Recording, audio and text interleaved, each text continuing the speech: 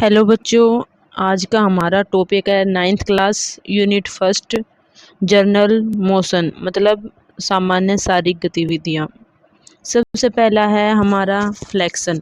Flexion में होता है कि इसमें जो हमारे बॉडी के कोण होता है ना, वो कम हो जाता है। बॉडी का कोण मतलब जैसे कि हम मूवमेंट करते हैं हमारे पैरों की, हाथों की, उनके बीच में चलते हुए या फिर कोई एक्सरसाइज करते हुए, जैसे कि हमारी बॉडी के बीच का कोण घटता है तो उसे कहते हैं फ्लेक्शन।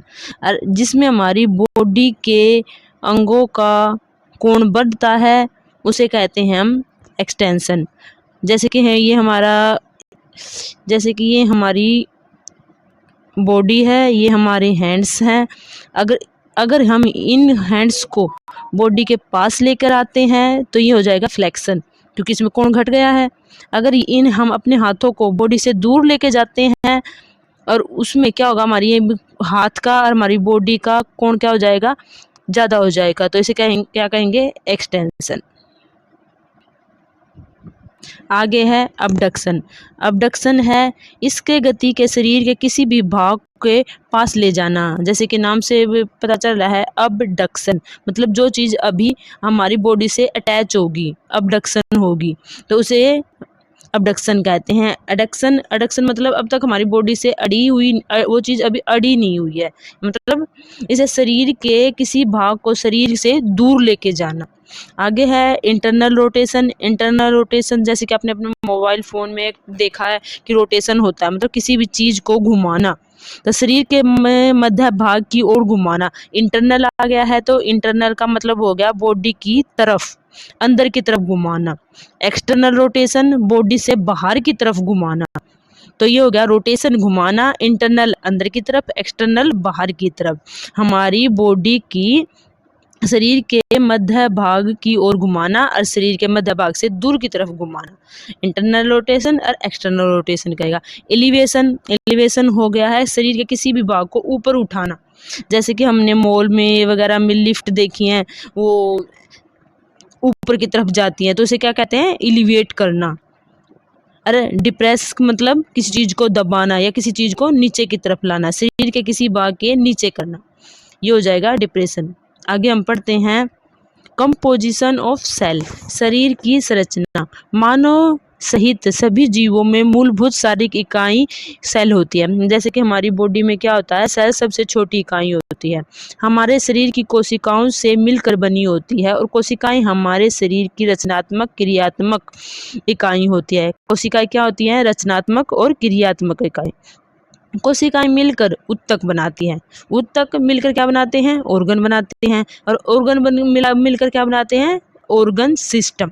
मतलब सबसे पहले हमारा एक सेल होता है, वो सेल क्या बनाता है, टिश्यू बनाता है, टिश्यू क्या बनाता है, ऑर्गन, ऑर्गन क्या बनाता है, फिर हमारे सिस्टम बन जाते हैं बॉडी के, जैसे कि हार्ट बन जाएगा, हार्ट का ब्लड का सर्कुलेशन वाला सिस्टम बन जाएगा, लीवर, फिर हमारा डाइजेस्टिव सिस्टम बन जाएगा, तो पूरा बॉडी का सिस्टम बन जाएगा, जिससे हमारी बॉडी बन जाएगी। किसी भी जीव की सूक्ष्म इकाई क्या होती है, सेल। सबसे छोटी इकाई कौन सी होती है, सेल होती है। अब पढ़ेंगे कि सेल क्या होता है। कोशिकाएं शरीर के सूक्ष्मात्मक रचनात्मक क्रियात्मक इकाई हैं। सभी कोशिकाओं को जीवित रहने तथा कार्य करने के लिए भोजन, जल तथा ऑक्सीजन की आवश्यकता होती है। भोजन में ग्लूकोज बनता है तथा ग्लूकोज के उपापचय में कार्बन डाइऑक्साइड तथा दूसरे पदार्थ इंपॉर्टेंट होते हैं। प्रत्येक कोशिकाओं का एक बाह्य आवरण होता है ना, सेल है, उसका सेल का क्या होता है, एक बाह्य आवरण होता है। इस आवरण को क्या कहते हैं, प्लाज्मा झिल्ली कहते हैं। तो इसके कहते हैं कि यह कोशिका के आंतरिक भागों की रक्षा करता है। अगर कोई भी हमारी बॉडी के, जैसे कि अगर हमारी स्किन को ही लगा लो, अगर हमारी स्किन नहीं होगी तो हमारे अंदर के ऑर्गनों की क्या रक्षा नहीं होगी ना, तो हमारा कोई भी लीवर है या हमारा हार्ट है ओपन होगा। वैसे ही एक हमारे जो सेल के चारों तरफ का जो आवरण होता है उसे क्या कहते हैं, उसे कहते हैं हम प्लाज्मा झिल्ली।